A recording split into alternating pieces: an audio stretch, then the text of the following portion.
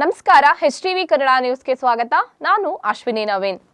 ರಾಜ್ಯದಲ್ಲಿ ಹಿಜಾಬ್ ವಿಚಾರ ಮತ್ತೆ ರಾಜಕೀಯ ಹಾಗೂ ಸಾಮಾಜಿಕ ಚರ್ಚೆಗೆ ಕಾರಣವಾಗುತ್ತಿರುವ ಬೆನ್ನಲ್ಲೇ ಸರ್ಕಾರದ ನಿಲುವಿಗೆ ವಿರೋಧ ವ್ಯಕ್ತಪಡಿಸಿ ಶ್ರೀರಾಮ ಸೇನಾ ಸಂಘಟನೆ ಹಾಸನದಲ್ಲಿ ಪ್ರತಿಭಟನೆ ನಡೆಸಿದೆ.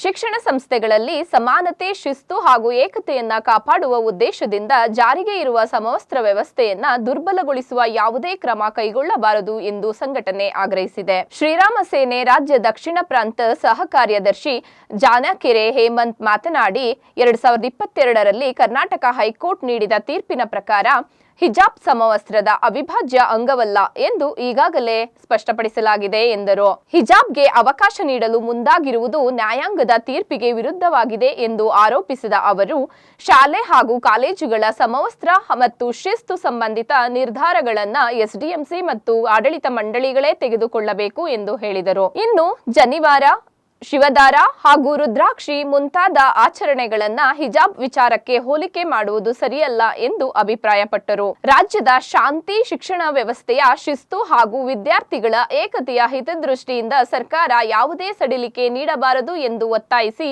ಜಿಲ್ಲಾಧಿಕಾರಿಗಳ ಮೂಲಕ ಸರ್ಕಾರಕ್ಕೆ ಮನವಿ ಸಲ್ಲಿಸಲಾಯಿತು. ಹಿಜಾಬ್ಗೆ ಅನುಮತಿ ನೀಡಿ ಎಲ್ಲಾ ಶಾಲಾ ಕಾಲೇಜುಗಳಲ್ಲಿ ಹಿಜಾಬ್ ಹಾಕಬರಬಹುದು ಅಂತ ಇವತ್ತೇನು ಆದೇಶ ಮಾಡಿದ್ದಾರೆ. ಈ ಆದೇಶ ಪ್ರತಿನಿ ಈಗಾಗಲೇ ನಾವು ಹರಿದು ಸುಟ್ಟಾಕುವಂತ ಸಂದರ್ಭವನ್ನು ಶ್ರೀರಾಮ ಸೇನೆ ಸಂಘಟನೆ ಮಾಡಿದ್ದೀವಿ.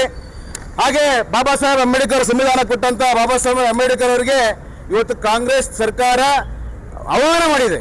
ಯಾಕೆಂದ್ರೆ ಸುಪ್ರೀಂ ಕೋರ್ಟ್ನಲ್ಲಿ ಈ ಒಂದು ಹಿಜಾಬಿನ ವಿಷಯವಾಗಿ ಹಿನ್ನಡೆ ಉಂಟಾಗಿದೆ.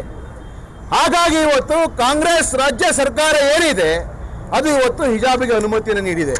ಸ್ವಾಮಿ, ಈ ದೇಶ ನಮ್ದಿದೆ, ಈ ದೇಶ ಭಾರತ ಇದೆ, ಇದೇನೋ ಪಾಕಿಸ್ತಾನ ಅಲ್ಲ, ಇದೇನೋ ಅಲ್ಖೈದಾ ಸಂಘಟನೆ ಸರ್ಕಾರ ಅಲ್ಲ.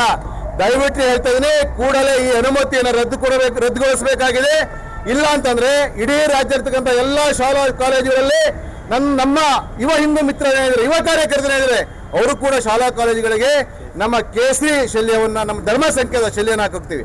ಹಾಗಾದ್ರೆ ಮುಸಲ್ಮಾನರಿಗೆ ಹಿಜಾಬ್ ಧರ್ಮ ಸಂಕೇತವಾದರೆ ನಮಗೆ ಕೇಸರಿ ಧರ್ಮ ಸಂಕೇತವಾಗಿದೆ. ಸ್ವಾಮಿ, ಇದು ನಿಮಗೆ ಕಾಂಗ್ರೆಸ್ಗೆ ಗೊತ್ತಿಲ್ವಾ? ನೀವು ಓಟಿನ ಓಲೈಕೆಗೋಸ್ಕರನೇ ಇದರ ಹಿಜಾಬ್ನ ಮತ್ತೆ ತರ್ತಾ ಇದೆ ಅಂತಕ್ಕಂಥದ್ದು ಇಡೀ ರಾಜ್ಯದ ಜನತೆ ಗೊತ್ತಿದೆ. ಒಂದು ವೇಳೆ ಇದನ್ನೇನಾದ್ರೂ ನೀವು ಮತ್ತೆ ವಾಪಸ್ ಪಡಲಿಲ್ಲ ಅಂತಂದ್ರೆ ಇಡೀ ದೇಶದಲ್ಲಿರ್ತಕ್ಕಂಥ ಕಾಂಗ್ರೆಸ್ ಏನ್ ನಿಮ್ಮ ಪರಿಸ್ಥಿತಿ ಆಗಿದೆ, ಕರ್ನಾಟಕ ರಾಜ್ಯದಲ್ಲಿ ಇನ್ನು ಪರಿಸ್ಥಿತಿಯನ್ನು ನೀವು ಎದುರಿಸಬೇಕಾಗ್ತದೆ. ಸಂದರ್ಭ ಹೇಳ್ತೀನಿ, ಓಟಿನ ಓಲೈಕೆಗೆ, ಓಟಿನ ಆಸೆಗೋಸ್ಕರ ಇವತ್ತು ಕಾಂಗ್ರೆಸ್ ಸರ್ಕಾರವನ್ನ ಮಹಿಳಾ ಮನೆಗಳು ಗೆಲ್ಸಿದ್ದಾರೆ. ಯಾಕೆ? ನೀವು ಕೊಡ್ತಕ್ಕಂಥ ಭಿಕ್ಷೆ, ಏನ್ ನೀವು ಕೊಡ್ತಕ್ಕಂಥ ಬಿಟ್ಟಿ ಬಗೆಗೋಸ್ಕರ. ಅದನ್ನ ಸ್ವಲ್ಪ ತಲೆ ಇಟ್ಕೊಳ್ಳಿ. ಬರೀ ಮುಸಲ್ಮಾನರು ಮಾತ್ರ ಓಟ್ ಹಾಕಿಲ್ಲ, ಇರ್ತಕ್ಕಂಥ 5 ಕೋಟಿ ಹಿಂದೂಗಳು ಕೂಡ ಓಟ್ ಹಾಕಿದ್ರೆ. 6 ಕೋಟಿ ಜನಗಳಲ್ಲಿ 5 ಕೋಟಿ ಹಿಂದೂಗಳು ಕೂಡ ಓಟ್ ಹಾಕಿದ್ರೆ ನಿಮ್ಮ ತಲೆಯಲ್ಲಿ ಇರಬೇಕಾಗಿದೆ. ಇವತ್ತು ಎಲ್ಲಾ ಶಾಲಾ ಕಾಲೇಜುಗಳು ಹಿಂದೂ ಯುವಕರು ಇದ್ದಾರೆ, ಹಿಂದೂ ಯುವತಿಯರು ಇದ್ದಾರೆ. ನಾವು ಕೂಡ ಕೇಸರಿ ಶಲ್ಯನ ಹಾಕೊಂಡು ಹೋಗ್ತೀವಿ. ಅದ್ಯಾವ ತರ ಮಾಡ್ತೀರಾ ಮಾಡ್ರಿ, ಅದೆಷ್ಟು ಜೈಲಿಗೆ ಹಾಕ್ತೀರಾ ಹಾಕಿ ನೋಡೋಣ.